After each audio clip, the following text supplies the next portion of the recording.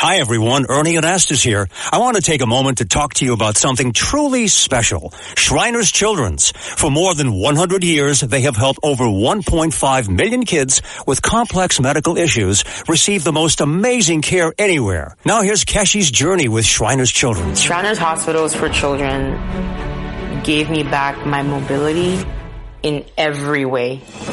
I got here in a wheelchair, and 2 years into my treatment, I was ready to go back to school and finish high school. For the first time, Kechi was able to look up. And we take these things for granted, but he gave her hope. He gave her life back. Once they realized how much I love music, it became a part of my healing. It became a part of my therapy. I'm calling on 77 WABC's audience to help provide hope and healing by donating to Shriners Children's. Call 1-800-276-8007. That's 1-800-276-8007. Or go online to loveshriners.org to give. This episode is brought to you by Amazon. The holidays are here, and you know what that means. It's time to get your friends and family the gifts they deserve. Take the stress out of shopping with Amazon's great deals and low prices on a huge range of items from toys to tech and much more. Whoever you're gifting for, Amazon has great prices on everything you need this holiday season. Shop Amazon for all your gifting needs.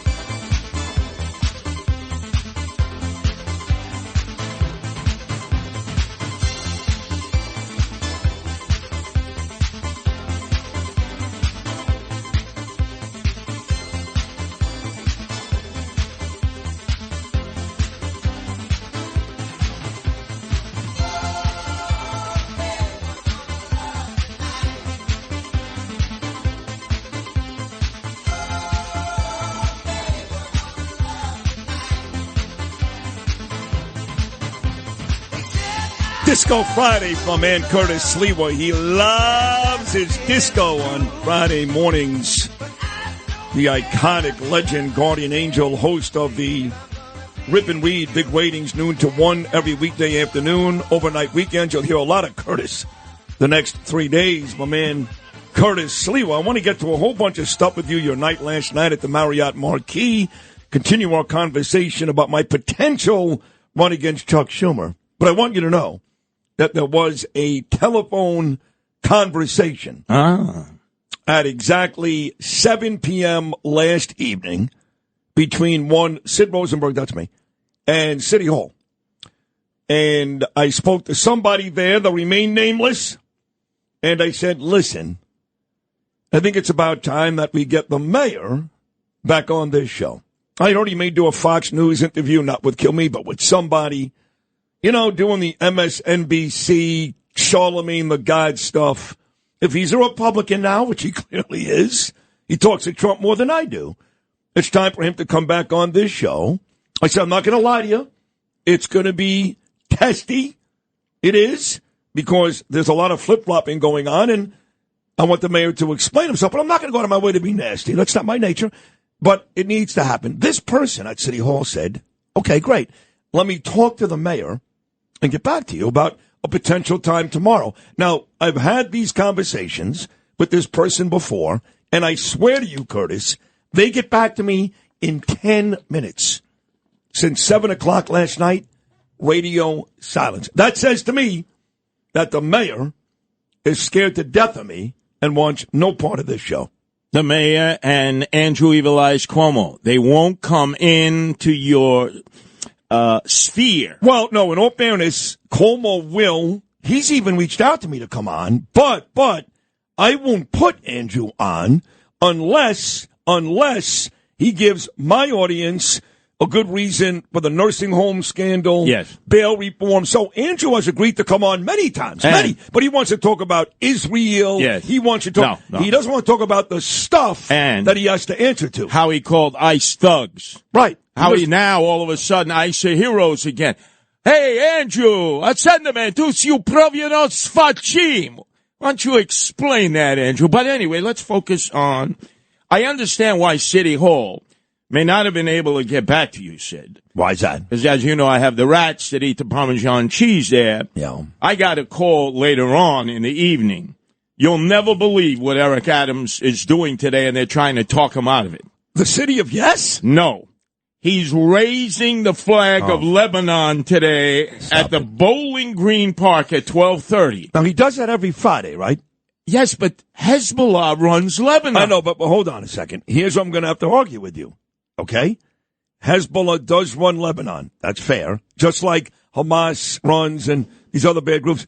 The Lebanese people, Joseph Aboud, Janine Pirro, they are wonderful people. I don't dislike the country of Lebanon because Hezbollah has basically taken it over. I'm okay with the Lebanese flag. I'll tell you what. I'm okay with it. I'm not okay with Turkey because they're the one who hates the Jews. Okay, on your way down to the speed ferry, why don't you drop by and see, why don't you shake hands with everybody, take pictures, and I'll let you know if they're sympathetic to Hezbollah or not.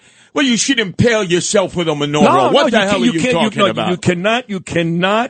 You cannot do that to the country because you've got Hezbollah there. Just like Iran. I don't dislike the Iranian people. I don't. It's not their fault, the regime or a bunch of murderous so go scumbags. to Leonard's at Great Necks, right? Go to the next wedding there and tell that, right, to all the Persian Jews. Well, listen, I would say this in all seriousness, and I'm serious about that. Yes. The Lebanese people are good people. Iranians are good people.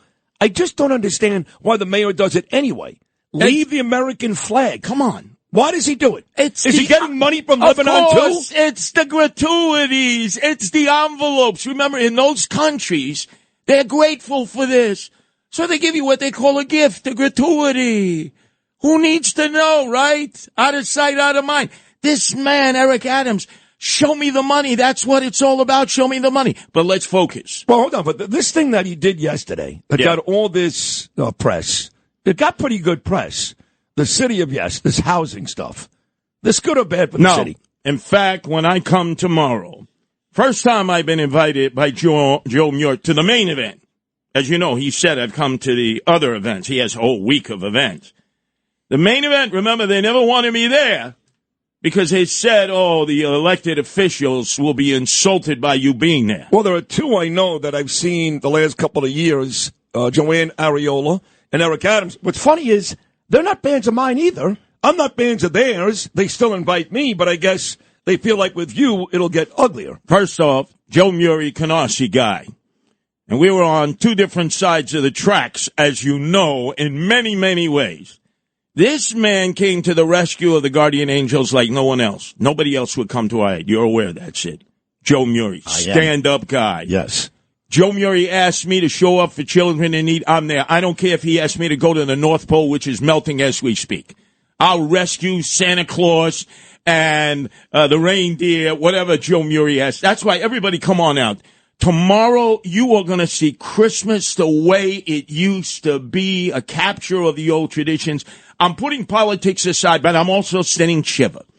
Because let me warn all of you, just like Robert Holden and Vicky Palladino did. Yesterday was the final knife in the back of everybody who lives in private homes in the outer boroughs. The city of yes brings a wrecking ball into your neighborhood. So good people of Rockaway Park, Rockaway Beach, Bell Harbor, Neponset.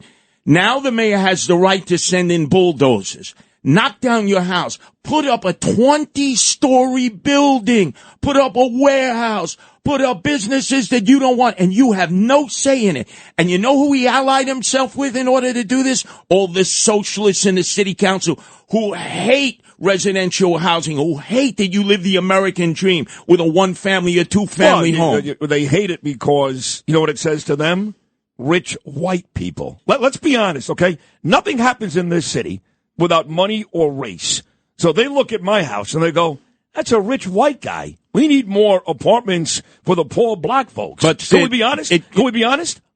That's the It goes honesty. beyond that. If you've ever been to Moscow, as I have been, I couldn't find one private house. It's all block housing, drab block housing. That's what they want. They don't want the first generational immigrant, be they black, white, or shades in between, to own an American home, the American dream. And Eric Adams, because he got wine dined and pocket lined by the evil developers who want to destroy residential neighborhoods that's right. Think of it out there. They're coming for you in Staten Island, Brooklyn, Queens, and the Bronx. No. They're not coming to Staten Island. They're not coming to my neighborhood. Oh, yeah? No, they're not. Yeah, Sid, you know nothing about this. They're not coming. You know nothing about this. Trust me, they're not coming. Where are they going to build in my neighborhood? On 116th Street? 20-floor monstrosity, blocking the beach view for a lot of people. Trust me, I know what the developers have, the cabal that they have created with he needs money. They're kicking him mad money. And he made the deal with the socialists. I thought he hates socialists. This is the idea of the socialists. They hate him, the city council, Agent Adams. They hate his guts. Let's move off of this, Mayor. Yes. And let's get to this huge event which you went to last night, which is a big deal. Oh, my God. And when Curtis Sliwa shows up, it's a big deal. It was the Tunnel to Towers event. Listen, I do a huge deal for Tunnel to Towers. Leslie Slender does a great job at this. Every Wednesday, okay? There's not a radio host in this city that does more for Frank Stiller and Tunnel to Towers than me. But for the millionth time, on a weeknight when I'm up at 3 o'clock in the morning, I can't get to all these events. Sid, I can't do it. You were there in spirit. Let me explain. Thank you. I got there a little late because Nancy is under the weather. You know, this grip is going around. So I arrive, and John and Margot, once again, one of the biggest contributors to Tunnel to Hour each and every year. No matter what, we had a WABC table. People were coming up, thanking John and Margot for all the great programming. I mean, it was a love fest. And then Frank Stiller went out of his way, obviously, again, to recognize John and Margot and the WABC family. And it's interesting because I go way back with Frank Stiller to the very first Tunnel to Tower run and walk. I think that was in 2002. Probably. The year after 2001. Right. Yeah. A few thousand people on the stage on the Brooklyn side before they're ready to run through the tunnel. A great family operation. There's the schmuck, the butts, Chuck E. Cheese Schumer, Congressman Anthony Weiner, Congressman Vito Fossella, and Curtis Sliwa. And I gave the final speech because, remember, we hadn't caught all the terrorists yet responsible for 9/11. And I said, let's put them all on the Paradise Express and zoom them up to Allah's side. The crowd went great. Frank took me to the side. Frank, you're a very dear friend. But you know something, we're trying to get a contract with CBS Channel 2 in order to cover this event. We can't have speeches like this. And I said, Frank, this is bigger than me and anyone else. You're absolutely right. I love you guys for everything you do. My lips will be sealed from then on. Yeah. And look at and they're rescuing veterans in the streets. Our own government won't do that. Tunnel to Towers is doing it. On my way out of the Marriott, took me a half hour to work my way to the back. Why? Everybody listens to you, Sid, in the morning, and especially 7:15. They're citing me date, time, verse of what I said. I even forgot some of the things that I said. They are just in love with WABC, and especially this program, the number one program in the nation in mornings from coast to coast. Well, just to tell you, not to blow more smoke up your ass, even though it is our show, every day I get stopped, same thing. Listen, just at the restaurant 2 nights ago with Keith Kantrowitz and Mark Oranger, some guy walked up to me and said, I'm not going to be up till 8. But I get up purposely, have coffee at 6:45 because I don't want to miss you and Curtis at 7:15. Just so you know that. So now let me do numerology with you. The number 7, very important in our life. Mickey Mantle, number 7. We loved him even though he was a degenerate jerk. You haven't spoken to Donald Trump in 7 weeks. That's correct. You were named one of the 7 most influential Jews who had Trump's ear. That's true. Do you understand the 7 qualities of the Mashiach in Isaiah? That is 7 again, yes. 7 in chapter 11, verse 2. And that's all a part of you. So I am telling you, as part of my trek tomorrow to come out to Joe Murray's event in the Ponset, by the way, where the Jewish mayor A. Beam lived. Yeah, he lived right there in the Ponset. Oh, he may have been a worse mayor than Eric. It's close. Maybe not as Eric, but it was close. Ty. But anyway, I am coming out for another reason. I am going to sit down with Danielle. Oh, you are? We're going to have a one-on-one because I know she's nervous. She has anxiety thinking about you running. And I'm going to have it on my cell phone. I'm going to play this cut and remind her of the mission that you have in life. Schumer has become a Palestinian. Chuck Schumer is officially now a Palestinian. I can't hear that enough. 2026 is when he's going to try to re-up for a sixth term. And I have the answer that none of your Jewish friends who are now muscling for influence with Trump, it's not that they don't like you. It's all part of the scrum. This is roller derby. I want you appointed to the United States Holocaust Memorial Council. I think Andrew Giuliani is part of that. Right. And he said to me literally 2 years ago that if Trump wins, I'd love you to be on this board with me as part of that group. Let me explain it. You'd be on the board of trustee. It governs the United States Holocaust Memorial Museum. It's got 55 members appointed by the president to a 5-year term. Congress created the museum as an independent establishment of the U.S. government. They can't touch you. So when you speak as King David II, now you will have the authority of the president of the United States. You don't need to have a day-to-day job with the government. You don't need to get into the scrum with Elon Musk and Vivorosky or whatever the hell his name is. You can act independently and autonomously as the number one go-to Jew in America and take out the friend of Hamas, Hezbollah, the Houthis, and the Ayatollah, the schmuck to putz Chuck E. Cheese Schumer. I'm going to beg and beseech Danielle tomorrow in a one-on-one sit-down. I love this. And so I love that. And Danielle will sit with you. So what is the name of that group again? It is the United States Holocaust Memorial Council. The president appoints the members, a 5-year term. Nobody in Congress can touch you. Nobody on MSNBC. You know, you'll still be the king of all profanity, yes, according to the New York Times. I mean, even Seth Meyers even played my speech again last night. Wear it with courage. Lenny Bruce wore it. George Carlin wore it. Jackie Mason wore it. You are now the title holder. Be proud of it. But you're going to be the proud Jew to defend your people, and nobody will be able to touch you. And now, as we do a pivot and shift to your very dear friend, Arthur Aidala, I know what the strategy is to get him to become the Eastern District U.S. Attorney. It's to make these superseding indictments against Eric Adams and Winnie Greco and all that red Chinese money go away. You think that's the case? Ask Arthur Aidala. Arthur, you're well versed in what has happened in the Eastern District over the years. How is it that Chuck Schumer was being indicted by Deary, the U.S. prosecutor who became a federal judge when Ronald Reagan appointed him in 1986? Deary announced, we are indicting Congressman Chuck Schumer. He was a congressman at that point, not a senator. He had just won Congress. We are indicting him for mail fraud, and we are indicting him for political corruption. What year was this now? 1982. Under the Ronald Reagan administration. No, it was the transition. It was the transition. And then suddenly it went away. And then, hey, Artie, I know you're listening. Liz Holtzman was the DA waiting to run for Senate again because she had lost to Al D'Amato. And she said, I want a special prosecutor, Mario Faccia Brutta Cuomo, which a DA has to ask governor because a governor can fire a DA. We learned about that with Holcomb and Bragg. And Mario said, I'll take care of it.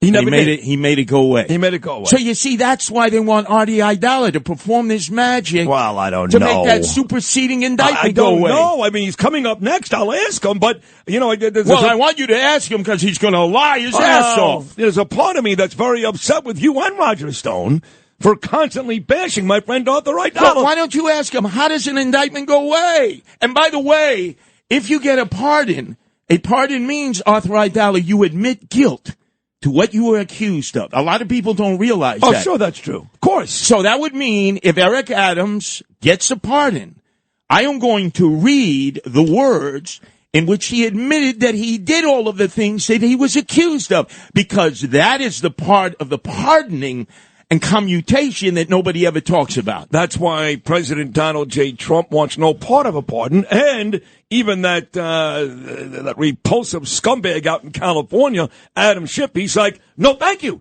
Because you're right. Well, once you're pardoned, you're admitting you did why something wrong. don't you ask Arthur Idella, the consigliere of Eric Adams, who's got his lips hermetically sealed on his stuckus? Hey, does that mean that Eric Adams, when he begs for a pardon, I'll wear a MAGA hat, I'll do whatever you want, Trump, whatever you want. He's going to have to admit guilt. I don't know. Arthur, he's going to have to admit guilt, and I'm going to read it right here on the most powerful radio station in the nation by day and powerful at night. Remember, I know where all the political bones are buried out there, guys. Whether you're Republicans or Democrats, I'm coming for you. And I'm coming out to Neponset. For Joe Murray's Christmas celebration that brings Democrats, Republicans, and independents together, we're going to capture the old days. Remember what I told you. All roads lead to Canarsie. The good, the bad, and the ugly.